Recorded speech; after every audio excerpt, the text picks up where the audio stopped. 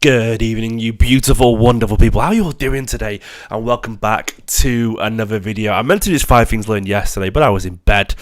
I was in bed recovering from a pretty nasty dose of flu or whatever. I'm still a little bit under the weather, but I still wanted to talk about Manchester City versus Bournemouth because it was a fascinating game of football. It really, really was. And I know I'm doing this just as Chelsea Spurs kicked off. There's no good time to do a video these days on the internet, but it's always a good time to talk about Manchester City Football Club and Jeremy Doku and Phil Foden and the rest of them today. Don't forget, if you are a fan of this kind of content, please do hit the like button. Please do subscribe to the channel as well while you're at it. Of course, there's the fan review live with my match reaction, and Manchester City do play Young Boys tomorrow in the Champions League. I will be doing a preview of that tomorrow morning. For now, though, let's talk a little bit more about Jeremy Doku and Manchester City and all those rest of those wonderful footballers. I'm going to start, of course, with Jeremy Doku. This guy does change everything.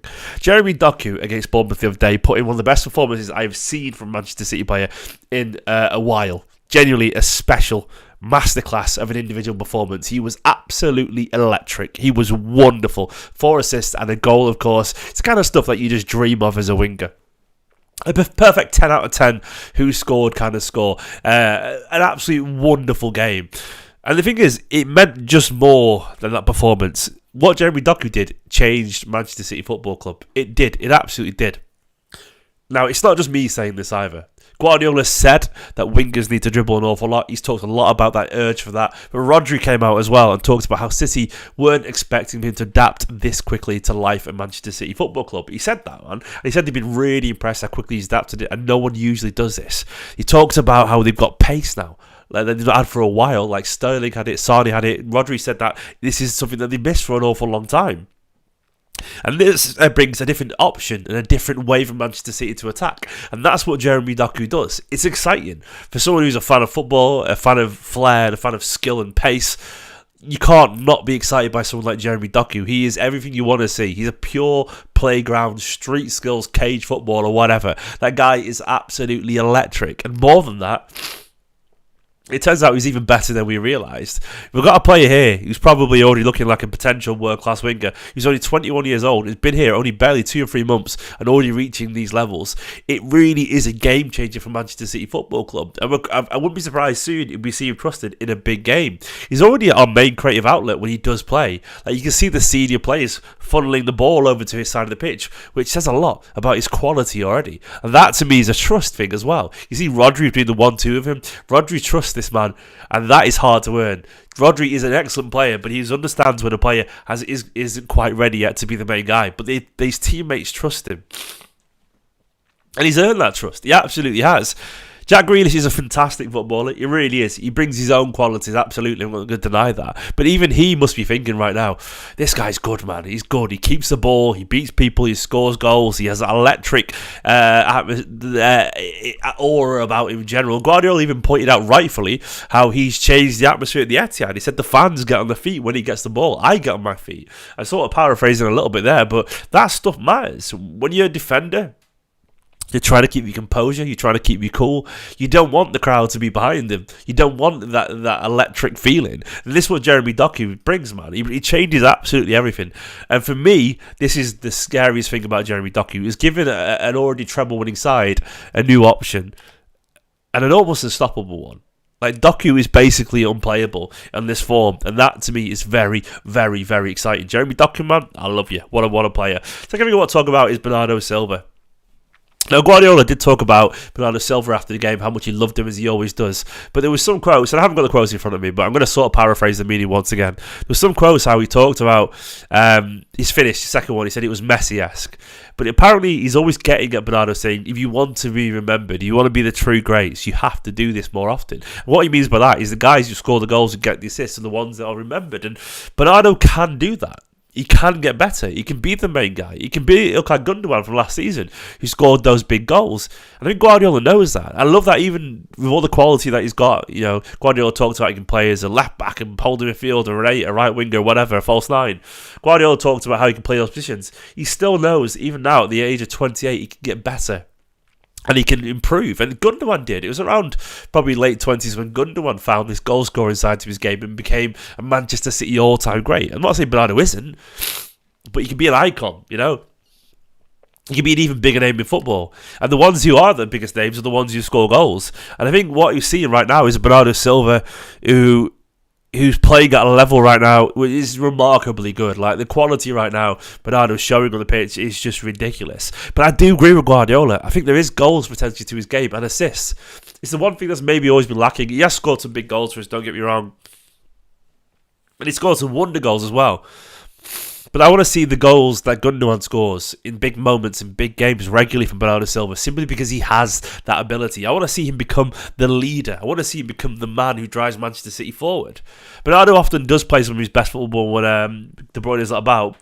But I don't want that to be the case. I want, when De Bruyne returns, I want Bernardo being another a creative outlet who runs at people, who scores, who's dragging City through games that are difficult. He's done it in different ways with his lungs and his energy and his work rate. But I want to see him do it with his quality as well, because he can do it. And I think he knows deep down he can as well. And I think that's what Guardiola's getting at. And I really, really enjoy that. Third thing is, I think Phil Foden right now is quietly having an excellent season. There's always this talk online, mainly fueled by Arsenal fans who are jealous that their star boy hasn't achieved as much as ours in Saka. But he's always talking about this Phil Foden not accomplishing enough or not scoring goals in big enough games or whatever. It's sort of nonsense. Phil is having a really good season, man. But he's quietly going on the radar because of Doku and because of Alvarez and whatever and so on. But Phil, he was rested the other day, but he came on as a number 10 when Haaland went off. He was excellent. He was excellent. He was everywhere. He got the goal he deserved. He was sprightly. He was intelligent. 30 passes completed out of 30. He got the goal, of course, with a link-up play with Jeremy Doku. That's what I want to see. Of course, he scored against United the other day. Phil was having a really good season right now, and I feel like he's growing more and more with every passing week. And I know we've been waiting for this truly breakout, like, I am him kind of season for Phil Foden. But I think we're looking at it through the wrong scope. I think we're not realising sometimes just how good he is, and we're looking for something that doesn't need to be looked at. But I think actually right now, it's just there. It's there, and we're seeing him at a level that we're not appreciating enough, because he's not always doing the most, like, he's not doing Billy Stepper with like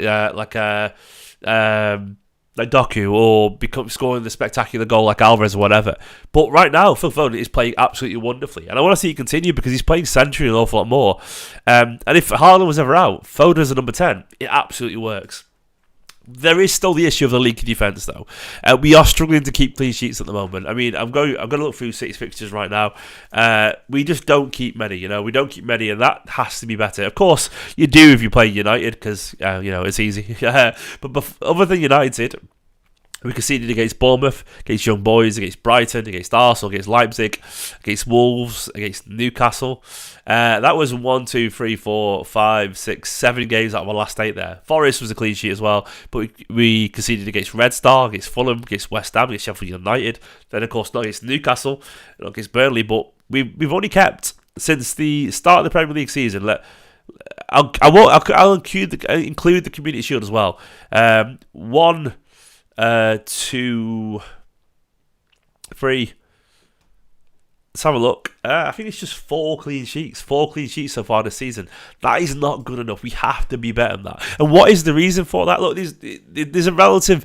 I think a lot of it is down to key players leaving. I think there's an element of just, like key players leaving that sort of were a part of the structure. There's an element of Rodri, of course, not being involved in some games. There's an element of new players not quite up to date where they should be. It's an element as well that we sort of we're rotating the defence an awful lot. Early season sort of woes defensively, and we get caught on the transition quite a little bit. We get caught on the counter a tiny bit. The odd mistake here and there, Guardiola won't be happy about it, because we need to be a little bit better. And even though we still have conceded the lowest amount of goals, which is crazy, only 8 goals conceded. We're just conceding 1 goal here and there, which could put games at risk, and that's something we need to be better at. We really do.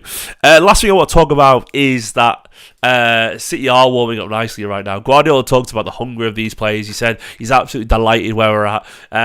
He talked about the competition as well. He wants the players to be angry if they're not starting, and he wants the players to keep that focus and that desire to win trophies, and we're seeing that right now. City's form is good. We've reacted really well to those defeats the other week.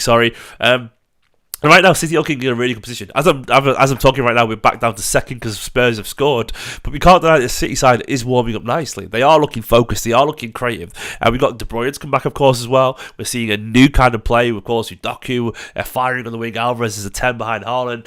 We've got players chomping at the bit to get involved. And Nunes Covasic's got a lot to learn still. Of course, Vardyol's been an excellent signing. But this City side, look, we are close.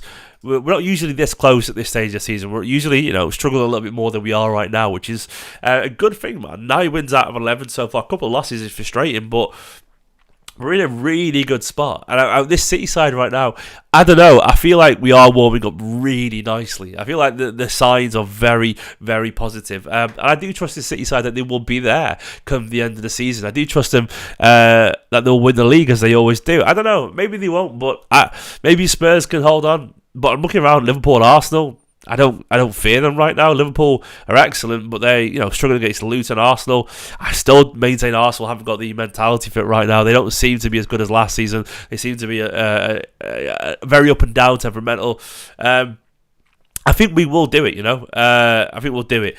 Struggling for goals, Bournemouth apart, says Paul in the chat. Well, 28 goals, mate, leading goal scorers in the league.